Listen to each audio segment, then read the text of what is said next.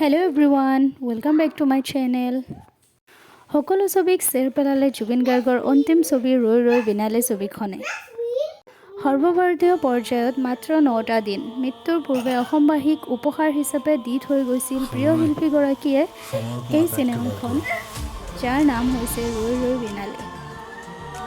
মুক্তিৰ প্ৰথম দিনৰ পৰা 9 নৱেম্বৰলৈকে ৰৈ ৰৈ বিনালে ছবিখনৰ উপাৰ্জন কিছু এনেধৰণৰ। মুক্তিৰ প্ৰথম দিনৰ নেট উপাৰ্জন হৈছে 1,90,00,000 টকা, গ্ৰছ উপাৰ্জন হৈছে 2,52,00,000 টকা। দ্বিতীয় দিনৰ নেট উপাৰ্জন হৈছে 2,10,00,000 টকা।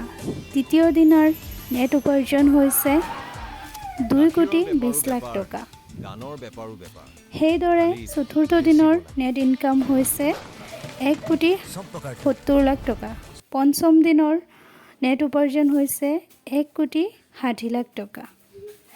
সেইদৰে ষষ্ঠম দিনৰ নেট ইনকাম হৈছে 1,75,00,000 টকা।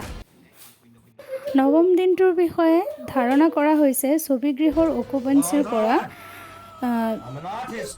1,40,00,000 টকাৰ পৰা আদি কৰি 1,70,00,000 টকালৈকে। এনেদৰে নৱম দিনটোত ছবিখনৰ মুঠ উপাৰ্জন হৈছে 14,00,000 পৰা 15,00,000 টকা। আৰু এতিয়ালৈকে ৰৈ ৰৈ বিনালেৰ সৰ্বমুঠ গ্ৰছ উপাৰ্জন হৈছে 16,66 কোটি টকা। এক সপ্তাহতে 10 কোটিৰো অধিক উপাৰ্জন। মুক্তি লাভৰ প্ৰথম দিনাই 2,52,00,000 টকা লাভ কৰে ৰৈ ৰৈ বিনালে ছবিখনে।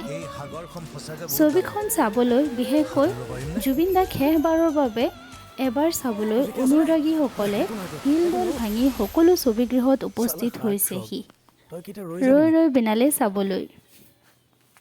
অসমত প্ৰথমবাৰৰ বাবে ৰাতিপুৱা 4:25 পৰা আৰম্ভ হোৱা ছবিখনেই হৈছে ৰৈ ৰৈ বিনালে। ৰৈ ৰৈ বিনালে বনোৱাৰ বাজেট আছিল মাত্ৰ 5 কোটি টকা।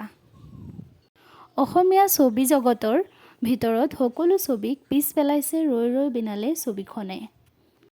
আপোনালোক সকলোকে অনুৰোধ, জুবিন দাৰ অন্তিম ছবিখন, সপোনৰ ছবিখন ৰৈ ৰৈ বিনালে চাবলৈ থিয়েটাৰত গৈ পেলাই আৰু কোনো পাইৰেচি নকৰিবলৈ। অৱশেষত #JusticeForJubin Garg লিখিবলৈ নাপাহৰিব আৰু মোৰ চেনেলটো ছাবস্ক্ৰাইব কৰি দিব। Bye bye, thank you so' much for ৱাচিং।